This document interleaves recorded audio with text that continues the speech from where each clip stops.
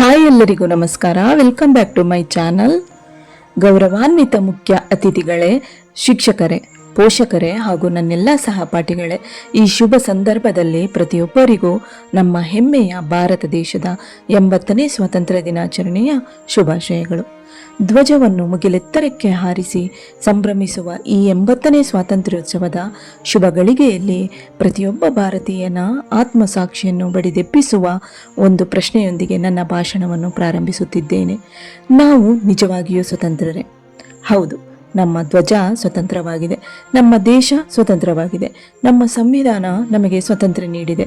ಆದರೆ ಒಬ್ಬ ಬಡ ತಂದೆ ತನ್ನ ಮಗುವಿನ ಶಿಕ್ಷಣದ ಬಗ್ಗೆ ಹಗಲು ರಾತ್ರಿ ಚಿಂತಿಸಬೇಕಾದ್ರೆ, ಒಬ್ಬ ಯುವಕ ತನ್ನ ಭವಿಷ್ಯದ ಉದ್ಯೋಗಕ್ಕಾಗಿ ಭಯಪಡಬೇಕಾದ್ರೆ, ಒಬ್ಬ ಹೆಣ್ಣು ಮಗು ರಸ್ತೆಯಲ್ಲಿ ನಡೆಯುವಾಗ ತನ್ನ ಸುರಕ್ಷತೆಯ ಬಗ್ಗೆ ಯೋಚಿಸಬೇಕಾದ್ರೆ ನಮ್ಮನ್ನೇ ನಾವು ಕೇಳಬೇಕು, ಸ್ವತಂತ್ರ ಅಂದರೆ ಕೇವಲ ಗುಲಾಮಗಿರಿಯಿಂದ ಬಂದ ಮುಕ್ತಿ ಅಷ್ಟೇನಾ ಅಂತ.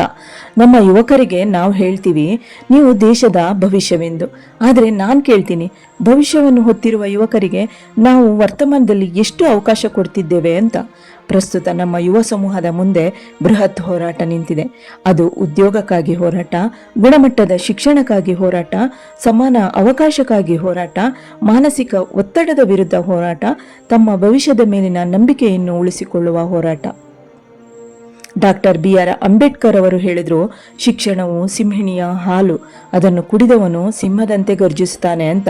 ಹಾಗಾದ್ರೆ ಒಂದು ಪ್ರಶ್ನೆ, ನಾವು ಗರ್ಜಿಸುವ ಯುವಕರಾಗುತ್ತಿದ್ದೇವೆಯೇ ಅಥವಾ ಕೇವಲ ಸಾಮಾಜಿಕ ಜಾಲತಾಣಗಳಲ್ಲಿ ಅಭಿಪ್ರಾಯ ವ್ಯಕ್ತಪಡಿಸುವ ಪ್ರೇಕ್ಷಕರಾಗುತ್ತಿದ್ದೇವೆಯೇ? ಸ್ವಾತಂತ್ರ್ಯವನ್ನು ಗೆಲ್ಲುವುದು ಒಂದು ಸಾಧನೆಯಾದರೆ ಅದನ್ನು ಪ್ರತಿದಿನ ಉಸಿರಾಗಿಸಿಕೊಂಡು ಉಳಿಸಿಕೊಳ್ಳುವುದು ನಮಗಿರುವ ಅತಿ ದೊಡ್ಡ ಹೊಣೆಗಾರಿಕೆಯಾಗಿದೆ. ಕೊನೆಯದಾಗಿ ನಾನಿಲ್ಲಿ ನಿಂತು ಯಾವುದೇ ವಾಗ್ದಾನ ಕೇಳುತ್ತಿಲ್ಲ, ಒಂದು ಘೋಷಣೆಯನ್ನು ಬಯಸುತ್ತಿಲ್ಲ. ನಾನು ಕೇಳ್ತಿರೋದು ಒಂದೇ ಒಂದು ಬೃಹತ್ ಬದಲಾವಣೆ. ಆತ್ಮೀಯರೇ, ಸಂಜೆ ಆಗ್ತಿದ್ದಂತೆ ಈ ಧ್ವಜವನ್ನು ಕೆಳಗಿಳಿಸುತ್ತೇವೆ.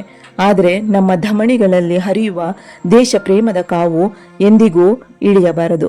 ರಾಷ್ಟ್ರಗೀತೆಯನ್ನು ಎದ್ದು ನಿಂತು ಹಾಡುವ 2 ನಿಮಿಷಗಳು ದೇಶ ಪ್ರೇಮವಲ್ಲ. ರಾಷ್ಟ್ರಕ್ಕಾಗಿ ನಿಂತು ಬದುಕುವುದೇ ನಿಜವಾದ ದೇಶ ಪ್ರೇಮ. ಧ್ವಜವನ್ನು ನೋಡಿ ಹೆಮ್ಮೆ ಪಡುವುದು ಸುಲಭ, ಧ್ವಜವೇ ನಮ್ಮನ್ನು ನೋಡಿ ಹೆಮ್ಮೆ ಪಡುವಂತೆ ಬದುಕುವುದು ಕಷ್ಟ.